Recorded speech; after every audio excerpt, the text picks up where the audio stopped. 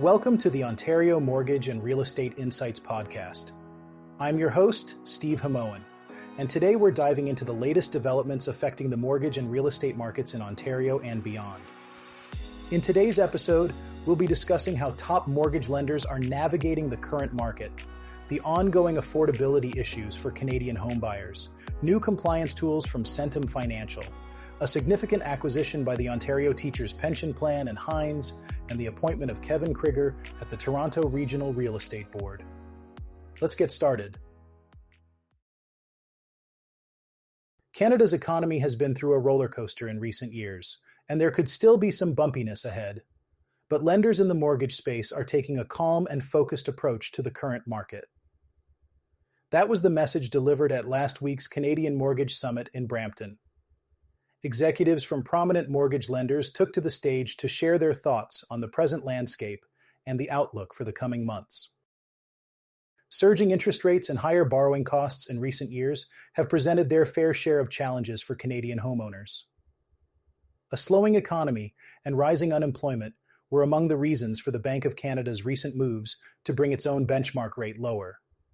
Still, that hasn't significantly soured the outlook for lenders with their house in order, according to Susan Thomas, Vice President of National Sales at Haventree Bank. She described a stable state of play, boosted by an inflow of guaranteed investment certificate money when interest rates continued to rise. Securitization, the process by which lenders pool mortgages together and sell them on their secondary market, has also been a growing trend in the alternative lending market, according to Thomas. Initially, a lot of banks were not interested in alternative lending, she said. But as the quality has increased over the years, there is now an appetite for banks to get into securitization of the mortgage business from alternative lenders. The nation's biggest banks have tightened their lending criteria since the pandemic and adopted a more conservative approach to lending. This has seen a growing number of Canadians turn towards alternative lending to fund their borrowing needs. Sebastian Cooperhauser, Director of Business Development at Community Trust, said that the company hadn't necessarily seen a different borrower profile over the past year, and highlighted an average FICO score in the alternative space of between 700 and 740. He noted, "I started in the alt space 7 years ago. It has never gone below 700. Rising rates since the lows seen during the COVID-19 pandemic sparked fears of a wave of delinquencies in the mortgage space, especially with scores of borrowers facing renewal at rates significantly higher than their original agreement. But that doomsday scenario has thus far failed to play out. A recent study by the Canadian Bankers Association showed more than 99% of mortgage holders across the country remain in good standing, while the overall share of mortgages in arrears remains well lower than in other economies, including the United States and the United Kingdom. Leanne Conroy, Regional Sales Director at MCAN, said that a slight uptick in a specific type of property defaults had been a noted trend this year in the overall market. Where it's being seen is in rental properties, she said. And we could probably go on and have a completely separate panel on rental properties. The why, the when, the how, the why don't we want this? But that's where, from an MCAN perspective, we haven't seen a lot of defaults. Despite the coming wave of mortgage renewals in 2025 and 2026, lenders remain calm on the prospect of further delinquencies down the road. Susan Fidgen, Senior Manager of Regional Sales at CWB Optimum Mortgage, said the company is seeing a relatively minor level of delinquency in its mortgage book. It's manageable, and we feel pretty confident that our clients are going to come through this period of economic challenge, she said. She noted the several funding sources available to the bank on the liquidity front and suggested early signs were emerging of a more positive economic outlook for 2025, not least because falling interest rates are easing concerns for many borrowers facing higher costs when renewing their mortgage. "We move through this cycle with the economy," she said. "We're going to see things start to recover. Affordability will hopefully start to balance out a little bit better with rates coming down. The market has started to pick up a little bit. So we remain pretty optimistic given the times." Buying a house may remain out of reach for many Canadians for the foreseeable future, with mortgage costs unlikely to fall enough to offset lofty home prices and weak spending power, economists and real estate agents say. House prices on average are up more than 30% since April 2020. Even with expectations that the Bank of Canada will keep cutting interest rates in the coming months, the issue of home affordability, which has strangled Prime Minister Justin Trudeau's poll numbers, is unlikely to fade before the next election. The mandate for the Liberal minority government ends at the end of October 2025, but an election could come well before then, with the Conservative opposition spoiling to end Trudeau's 9-year run at the top. Tony Stillo, director at forecasting at analysis group Oxford Economics, said last week at a conference, "You won't get back to an affordable range for housing on a sustained basis for a decade. Many Canadians have been priced out of the housing market since interest rates started rising 2 years ago. At the same time, a huge influx of immigrants has pushed Canada's population to record levels, further boosting housing demand and prices. With interest rates now starting to ease, the cheapest mortgage interest rate, the 5-year fixed, now sits at about 4.75%, down 150 basis points from a year ago. Even so, the decline, and expectations of further easing, has failed to trigger an uptick in home buying. For the majority of potential buyers who are on the sidelines, if it means $50 or even $100 less a month thanks to lower interest rates, it's still unaffordable," said Robert Hogue, Assistant Chief Economist at the Royal Bank of Canada. In the most expensive markets of Toronto and Vancouver, many potential buyers are still priced out, he said. Some of them should be able to buy a house next year, but not enough to restore balance. Housing affordability is a function of house prices, interest rates, and a borrower's income. For prospective buyers, those metrics have skewed unfavorably since the start of the COVID-19 pandemic in 2020. Canadian house prices on average have increased by more than 30% since April 2020, while interest rates soared by 4.75 basis points until they started coming down in June. Calculations based on average house prices from the Canadian Real Estate Association show that monthly interest payments on a 5-year fixed-rate mortgage are still 40% higher than in January 2020, even after a drop in mortgage costs from last year's highs. During the same period, real or inflation-adjusted household income has risen by 2.3%, while nominal income has increased by 21%, according to estimates from Statistics Canada. For affordability to return to pre-pandemic levels, house prices would need to come down by at least 10%, and mortgage interest costs would have to drop by half from current levels. Home sales in Toronto, often considered the bellwether of the Canadian real estate market, are at about 20-year lows due to sky-high prices, said John Pasalis, president of Realosophy Realty, a Toronto-based real estate brokerage. "It's unbelievably unaffordable," he said, adding that activity would likely pick up as interest rates keep coming down, but it would not be a crazy market. The cheapest 5-year mortgage rates have fallen substantially, but many borrowers, especially those with higher risk profiles, only qualify for mortgages carrying higher rates that are still hovering between 6% and 7%, Pasalis said. Earlier this month, the federal government changed one of its rules on mortgage payments, allowing first-time buyers or people purchasing a newly built home to take loans with 30-year amortizations instead of 25 years. Although the move is intended to lower monthly payments and make home ownership affordable to more people, critics say it may have the opposite effect by boosting demand and raising prices. At a conference last week, Finance Minister Chrystia Freeland disputed that claim. She said the measure would support supply by encouraging builders to construct more homes to meet a rising demand for new homes. Ontario Teachers' Pension Plan and Hines have made a significant acquisition in the build-to-rent sector in Australia. This move provides geographic diversification and exposure to a key and growing market for multifamily assets.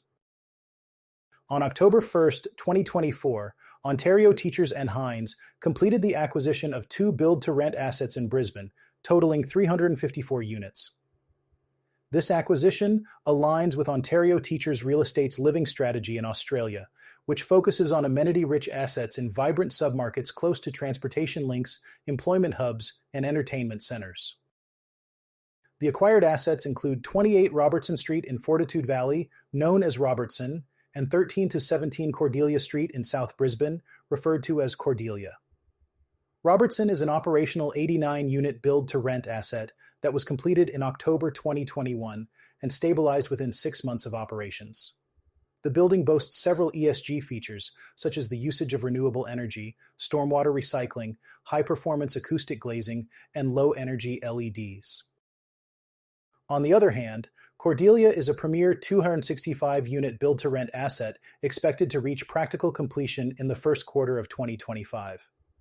Cordelia will offer top-of-the-line amenities, including a gym, rooftop pool, residence lounge, co-working space, private dining room, and a sky garden. The property will target a 5-star Green Star rating and a 7.0 energy performance rating under the nationwide house energy rating scheme. June Ondo, head of Asia Pacific Real Estate at Ontario Teachers' Pension Plan, stated, "With the Australian population expected to see continued growth and consumer preferences in the country moving more towards the rental sector, we see strong, long-term potential in the Australian multifamily market. These assets provide us with a strategic entry point into Brisbane, and, working alongside Hines and ArcLife, we will look to offer a compelling value proposition for tenants and create value for our stakeholders through active asset management." David Warneford, country head of Australia and New Zealand at Hines, added, "These acquisitions reflect our continued focus on actively pursuing build-to-rent opportunities in Brisbane, as well as in other key Australian cities with strong fundamentals." Hines sees tremendous potential in Australian build-to-rent for both investors and residents. It's poised to offer stable cash flow and income growth while helping to meet the demand for quality rental housing in the country.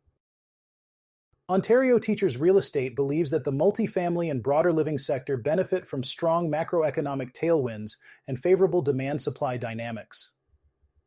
Accordingly, Ontario Teachers has invested alongside like-minded local partners in living sector assets across the United States, United Kingdom, and Australia. The vendor for these assets is the ADCO Group, one of Australia's leading private construction and property groups. The projects were managed on behalf of ADCO by ArcLife, a specialized build-to-rent platform that is also co-owned by ADCO. Hines will provide asset management services, and ArcLife will continue to be the property manager for both Robertson and Cordelia. This acquisition underscores Ontario Teachers and Hines' commitment to expanding their footprint in the build-to-rent market and meeting the growing demand for quality rental housing in Australia. It's a strategic move that aligns with their broader investment goals and highlights the potential of the Australian multifamily market. In a notable development for the Toronto real estate community, the Toronto Regional Real Estate Board, or TRREB, has announced the appointment of Kevin Krieger as its new Associate Chief Executive Officer. In addition to this role, Krieger will also serve as the president of PropTX Innovations Incorporated, TRREB's subsidiary focused on providing multiple listing service and technology services to real estate boards and associations. TREB has stated that this combined role marks a new era of transformative advancements across the real estate sector. Krieger himself expressed his enthusiasm for the new responsibilities, saying he's honored to join TREB as Associate CEO. He looks forward to working with the leadership team and realtor members to support real estate professionals in serving their clients and communities. The TRREB community is inclusive, diverse, and impactful, and I am honored to serve a community that has had such a positive impact on my life, he said. In his new role, Krieger will work closely with Chief Executive Officer John DiMichele to oversee the strategic direction of both TRREB and PropTX Innovations. This includes fostering partnerships and stakeholder collaboration. DiMichele welcomed Krieger to the leadership teams, highlighting his in-depth knowledge of the real estate industry and innovative mindset as invaluable assets. Kevin's guidance is essential as we continue providing our members and their clients with advanced tools and services, DiMichele noted. Krieger has been a proud realtor and TRREB member for nearly 14 years. He emphasized that this new chapter would allow him to give back to an organization and industry that has given so much to him personally. However, he will no longer be a practicing realtor. As president of PropTX Innovations Incorporated, Krieger will leverage technology to redefine real estate services, ensuring realtors and consumers benefit from advanced tools, streamlined processes, enhanced member services, and widespread industry collaboration. Paul Barron, chair of the board at PropTX Innovations, remarked that Krieger's appointment marks a significant milestone in their journey to redefine real estate technology. Barron praised Krieger's business acumen and results-driven leadership which are expected to propel PropTech's vision forward, advancing its technological offerings to better serve the realtor community in an ever-evolving landscape. Krieger's background is impressive. He has been an active Toronto realtor for over 10 years, holding multiple awards in both resale and new development sales. He has also previously served as the president of TRREB and the Ontario Realtors Care Foundation, as well as chair of PropTX Innovations Incorporated.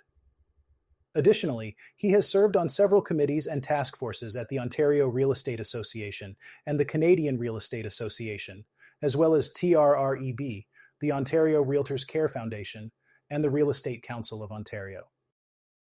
Jennifer Pierce, TRREB's president, noted that Krieger's track record of driving innovation and building strategic partnerships will be instrumental in achieving TRREB's vision of empowering realtors to promote sustainable and thriving communities. She described him as an exceptional choice for their future initiatives.